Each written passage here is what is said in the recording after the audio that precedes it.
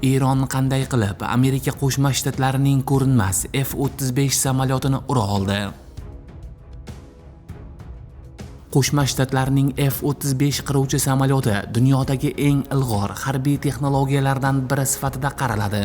Uning asosiy ustunligi stealth, ya'ni radarlar uchun deyarli ko'rinmas bo'lish qobiliyatidir. Ammo Eron shuni ko'rsatdiki, bu ustunlik yaqqol emas.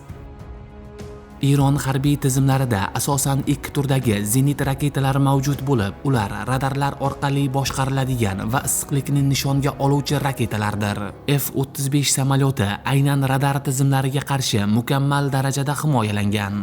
Biroq bu samolyotning eng katta zaifligi uning dvigatelidan chiqayotgan issiqlik izidir. F-35 juda kuchli Pratt Whitney dvigatellari bilan jihozlangan bo'lib, u o'zidan katta miqdorda issiqlik chiqaradi. Eronning zamonaviy raketalari esa aynan shu issiqlikni ko'radi. Raketa tizimi samolyotni aynan issiqlik orqali aniqlaydi va bunda hech qanday signal chiqarmaydi. Shu sababli uchuvchi hujumni oldindan sezmasligi mumkin. Eron raketa uchirgach, hammasi sekundlarga bog'liq bo'ladi.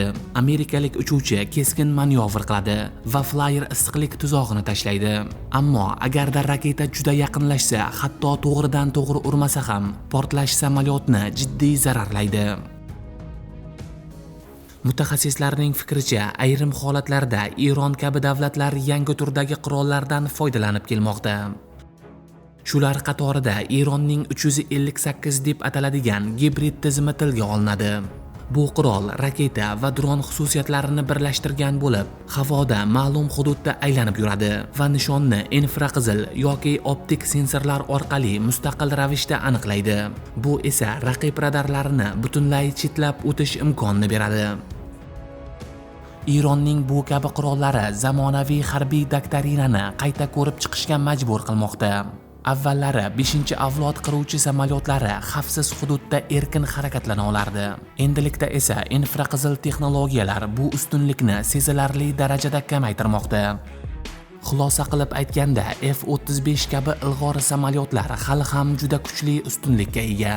Ammo ular mutlaqo yengilmas degani ham emas. Infraqizil kuzatuv tizimlari, yangi turdagi raketalar va gibrid qurollari ularning zaif tomonlarini ochib berdi.